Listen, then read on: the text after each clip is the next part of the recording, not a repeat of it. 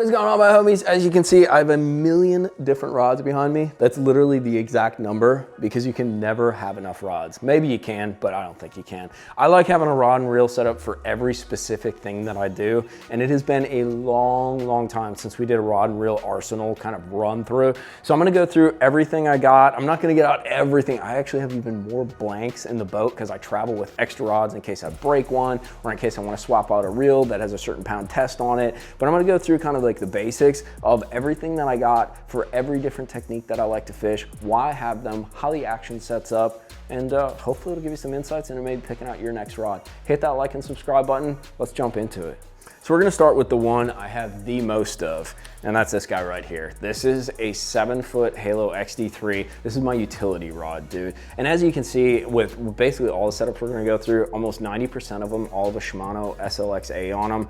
It's sort of a price point, reasonable reel, but decent quality. It's a consistent reel. They all act the same. Some of the other reel brands don't always give you the same product, even though you order the same reel. I like them. They don't last forever, but they're perfect for fluorocarbon and light braid setups, usually running a 7-2-1 or an 8-speed on them. This 7-foot medium heavy though, you can see I got a stick bait on it, perfect for Texas rigging, jigs, all your dragging setups. I don't throw a chatterbait on it, but you could. It's just the ultimate versatile utility rod. So next thing, this is one of my favorites because you guys know how much I love to trap fish. This is a Halo XD3 7.3 medium, a little bit lighter rod. Once again, price point on these rods is like $100, so it's not expensive, it's not cheap, but they're super light rods and they provide a lot of different actions. I like this 7.3 medium because it's got a little softer tip for a trap, small swim bait, maybe an underspin. It's got the perfect action for those baits where you need a little bit moderate kind of tip to it, but you still need a slightly longer rod to make those bomb casts to cover water. I absolutely love this rod. This is one of my favorites, dude. When you hook up with a big old trap fish on this thing, it's killer, dude. Just rod bent, fight, it's perfect. So next, what do we got here? This is actually a new one. Once again, the XD3 series, $100 price point. You can see I got the old 110 on there, the Mega Bass. This is the exact same rod that I just showed you, that's 7.3 medium. However, this is it's crankbait rod.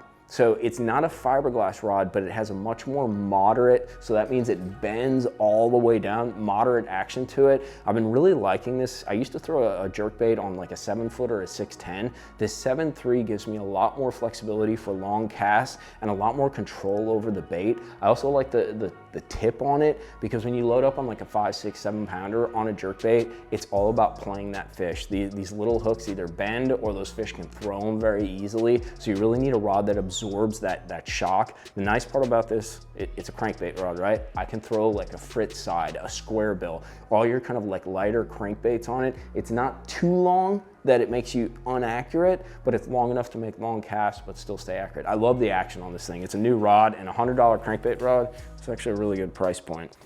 And what else do we got down here? So let's start diving into some chatterbaits. This is probably the most budget rod setup that I have. This is a 7-foot medium rave. And as you can see, it's got one of my favorites on it. I've been throwing this Chatterbait Mini Max a ton. I catch a ton of fish, I clean up, after guys throwing chatterbaits, after guys throwing traps. It's a super versatile bait, but you need a special rod for it. This 7-foot medium allows me to skip this thing under docks in close quarter situations, but it also allows me a long enough kind of length to make some bomb casts, as well as absorb that sort of bite.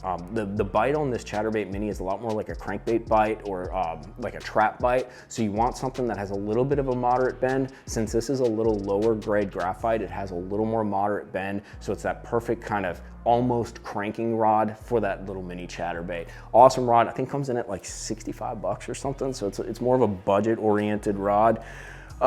This guy right here, this is one of the old Shimano Curados, dude. So new Gambler Poppin' Frog on this guy. This is actually a 7.3 medium heavy. can kind of see, you know, some relations here. This is a little bit heavier action compared to that 7.3 medium. Little stouter, got 40 or 50 pound braid on here. Perfect frog setup. Not for super duper like Lake Okeechobee heavy cover, but if you're fishing kind of like sparse cover, scattered pads, maybe skipping the frog under docks, it's perfect. It's got a nice soft tip to be able to walk that frog, but it's got a lot of backbone left to pull that fish out of the grass, out from the dock, out from any kind of cover. Perfect little frogging rod, long cast, perfect tip. So let's go on to my normal chatterbait rod. This is the KS2 series, the greeny meanie right here. You can see it's another SLX-A. This is a jackhammer on here, 1/2 ounce, 3/8 ounce. This is a little heavier rod than the Rave. This is a 7.2 medium heavy. What's really nice about this rod though is it has a pretty fast tip on it, which I like for the chatterbait. It gives me a lot of feel for when that blade is kind of vibrating. It also helps to rip it off the grass, but it has a lot of backbone on it. We catch some giant fish on chatterbaits around some really thick stuff down here in Florida. So I can run 20, 25 pound fluorocarbon and not worry about losing sort of that tip sensitivity, still have that, but have enough backbone to pull a fish out of super duper thick grass. So it's a nice blend of sensitivity, lightness, but also stoutness. Let's do another KS2 one. I actually have multiples. This is the same rod that I was just showing you, but I'll use it for multiple different things. This is actually my Carolina rig rod as well, 7.2 medium heavy, perfect length. I also run a swimming worm on it. It's got a lot of different applications. I'll throw a Bass Trick swim bait, an Ignite swim bait on it. It's a super versatile rod. That tip really makes it perfect for a lot of different reeling applications as well as some dragging applications. The little bit heavier version that I have of that guy is the 7.5 medium heavy, but don't let that trick you. It's a medium heavy, but it's more on the heavy side. So this thing is a wide range of functionality. You can see I got the Bass Mafia loaded swim bait on there. I will throw big swim baits on 3/4, 1 1/4, 1 ounce heads. I'll also flip a stick bait with this. So I put on like a 3/8, maybe a 1/2 ounce, and I flip that to isolated grass, isolated cane. The other thing that I like to do with this is throw an A-rig on it. It's also a great light glide bait rod. This rod is super versatile. It's also my spoon rod, you know, when I'm throwing that Nichols freaking jigging spoon out on the ledges. So it's super versatile. It's a little stouter than your standard medium heavy, but it's a perfect kind of mid-range flipping rod, but it has a really, really good tip on it to have sensitivity for that spoon, for that swim bait fishing and things along those lines. What do we got next down here?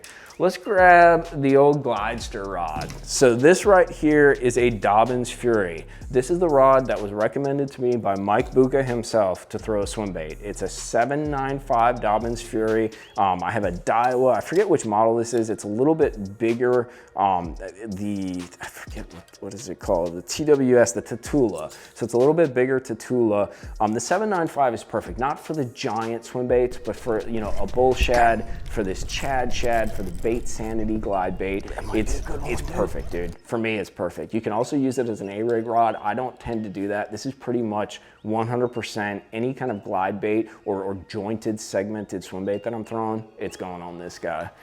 What else do we got down here? Ooh, the cranking rods. I got a couple cranking rods. I want to show you my favorite one. This rod is the rod that caught 49 pounds. This is my Powell. I don't even think they make it anymore. This is a Max 3D. This is their heavier action cranking rod. I think it's a 5-power cranking rod. I haven't been catching them on a 10XD. I've been catching them on a smaller Berkeley dredger. So I'm actually got my cranking reel on that guy right now, which I'll show you in a minute. But this rod caught me, I think, 15 or 16 bags over 40 pounds with a 10XD. Like, it's got a lot racked up, dude. It's the perfect rod. It's an 8-foot rod, a little bit longer, but perfect for those big crankbaits. It's also a graphite blend rod, so you get a lot of sensitivity. It's not just like a wet noodle fiberglass rod, a lot of sensitivity to feel that crankbait, but at the same time, it has that moderate action to it, which is hugely important when dealing with treble hook baits. You need that sort of that flex and that absorption of those surges in order to fight, especially those 9, 10, 11, 12 pound bass that we were catching. My other crankbait rod is actually a new rod that Monster Bass came out with. It's their Lunker Stick series. You can see I have a Berkeley dredger on here. This guy comes in at 7'5". It's the perfect rod for basically like a 6XD to an 8XD. That's what I throw on here. I have the SLX DC on here. That's the one with the chip. It's really a good reel for crankbait fishing because you get a lot of backlashes, especially when you're making like roll casts with square bills and stuff like that. It really controls your cast and allows you to throw far, but not backlash continually. It's an awesome reel. It's worth the price point. And I'm gonna put links to all this stuff at Tackle Warehouse for you guys to go check out, and Monster Bass if you're interested in learning more specs on any of these rods and reels. What else do we got down here in the bait casting section?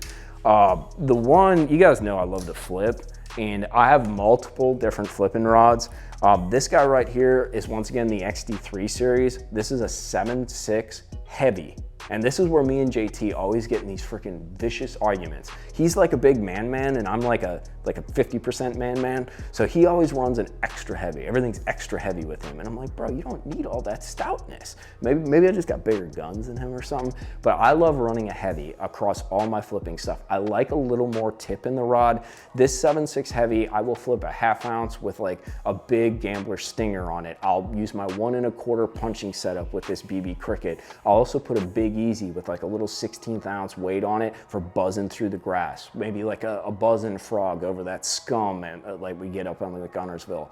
It's really my heavy cover rod. I'll have it with anywhere from 50 to 80 pound braid, punching, you know, buzzing different baits over super heavy cover, super versatile, and it's also a really light rod. You can see I have one of the old school Greeny Meanie Corrados on here. That's what I have on almost all of my grass setups. They're the most indestructible beast mode freaking reels you can get, or actually you can't get them anymore, but that you could get. They're worth gold to me, dude. My other flipping setup is this guy right here. This is my more standard 1.5 and 2 ounce setup. I'll flip anything from 1.5, 1.75 to a 2 ounce, even a 2 1/4. This is a Halo TI 711 heavy, mind you, heavy. And you can see I got the Zebra Greeny Meanie. There's a very good reason for this. They don't actually make parts, and they don't make parts for any of them now, but they used to not make parts for the old green Corrado, and I had to use, this is actually, I think not the Sitica, but is the E200 E7. It's a different model basically, and it was the Chronarch, that's what it was. So I had to get a different side plate. So this is my Zebra Greeny Meanie, but this is a perfect flipping stick. I used to punch mats solely. I don't flip with this in general. It's 100% getting down under that canopy, Hydrilla Hyacinth. It's got a great tip to it. It's a little bit softer, but you guys know how much I love to yo-yo that bait, and it has the perfect sensitivity for that. Got it set up with 80 pound Daiwa Samurai braid. That's anytime you see me punching, like heavy stuff, this is what I'm catching them on. So let's move down. Oh, we got one more. We gotta do the Topwater rod right here. So this is an ugly rod because I beat it up a bunch because I caught a lot of fish on it. This is an old school Halo Rave. You can see I got a Devil's Horse on it. This is my Topwater setup. If I'm throwing a spook, if I'm throwing a Devil's Horse, if I'm throwing a pop-R, anything like that, I have 30 pound braid on here, a little 7.2 run. This is a cheap, actually, Shimano reel. It's like a freaking $60, $70 reel. It's a medium action Rave. So softer tip. I run braid on it. Sometimes I'll put a mono leader on if I'm in super clear water. Allows me to make long casts, but it has a very kind of moderate bend. It's the same as that Halo Rave that I put that mini chatterbait on. Just a lot of softness to absorb that impact of that chatterbait bite, that topwater bite, but at the same time, enough kind of backbone once you get them hooked to kind of draw them in, but not pull those hooks out. I think that covers a lot of my bait casting stuff. A lot of these rods I'll have multiples of just because I do different techniques with maybe different pound tests. So I'll have 2 rods. I'll have one with 20, one with 15 pound fluorocarbon, one with 40 pound braid, one with 80 pound braid. And it just gives me the flexibility to kind of hop around rods and just backup rods. I always like carrying a couple backups, especially of like that 7-foot medium heavy. I use it so often. I like to have extras in case I want to swap some reels out. So let's shift on down right here into my more finesse section. So down here, you guys have seen me doing a lot of like mid-strolling and things along those lines. This is the Monster Bass Lunker Stick. This is a 7-foot medium light. I got my buddy's Cast Baits. That's the new Echo on there. With these spinning rods, I have Daiwa Accellers. You'll see two different kinds. This is the new version, and then I had a bunch of the older ones. The Acceler is a solid price point, and especially the new ones, I really think the drag is almost as smooth as like a Shimano Stratic, but it comes in around $110, $120, so great price point.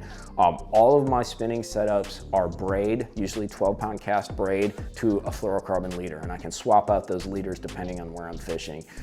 This is a 7-foot medium light. I will do 1,000 different things with this. I will do a mid-stroll rig. I will do my Kitech rig. I will do a vertical kind of like, what do you call it? The little vertical jigging deal, like a little spoon for spots and things along those lines.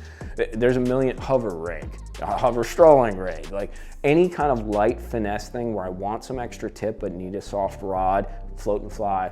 This is my go-to, 7-foot medium light bunker stick.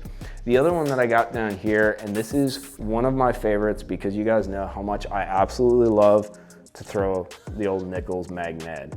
That one or the Nichols Clinton Davis for smallmouth and spotted bass. This is a Halo KS2 Elite 610. It's a little shorter than what a lot of guys are used to, but it's a super light rod, super sensitive. It is my favorite Ned and also lighter drop shot rod. I'll use up to a 1/4 ounce drop shot on this thing. It's perfect for close quarters as well as long casts. It has this very unique tip to it, and it's just super flexible. I can skip a wacky rig way under a dock. I can skip a Ned. There's a million things I do with it. A lot of it related to dragging as well as like close quarters, kind of little finesse, sort of dangle dicking. You guys know how much I love the dangle dick. So the other one that I got, you guys have noticed probably in my Smith Lake videos, I do a lot of drop shotting, but it's not your traditional dragging of a drop shot. It's kind of like flipping and pitching a drop shot. This is a Halo, this is the 7.4 medium. So it's a longer rod, a little bit stouter than that 610. This is the older version Acceler. When I'm using like a 3/8 ounce, sometimes a 1/4, but usually a 3/8 or a 1/2 ounce drop shot rod, or drop shot weight, and I'm actually pitching to these fish and targeting and sort of penduluming the bait down. I like a little longer rod for accuracy as well as hookup, because basically you reel down and just let the rod do the work. This 7.4 is kind of my flipping stick for a spinning rod. Super versatile, super light, got a perfect freaking tip to it. What else do we got down here? I think that about wraps it up, boys. I got a lot of rods. I got a lot of duplicates of rods because when I find something that I like more of it. You know, it's same with like shoes. I buy the same pair of shoes, like 3 pairs of the same shoes, because I don't think they're gonna make them anymore, and I like them shoes, and that's what I want. And that's kind of how I approach rods. I like to be a little more static with the reels. I like those SLXs. The old Shimanos, I mean, they're my booby, dude. I love those old Shimanos. The Accellers have been a good price point reel for the spinning stuff. Really, I try to balance price point and quality. Get the most that I can for the amount of dollars that I have to spend. And it looks like I've spent way too much dollars on rods, but I like the versatility and the specificity. So if you guys got any questions, like I said, I'll put links to all this stuff down in the description box. If you guys got any rods to add that you think I need to look at, or any tweaks or comments, drop them down in the comments box. But that's our rod and reel arsenal for 2024. Hope you guys enjoyed it.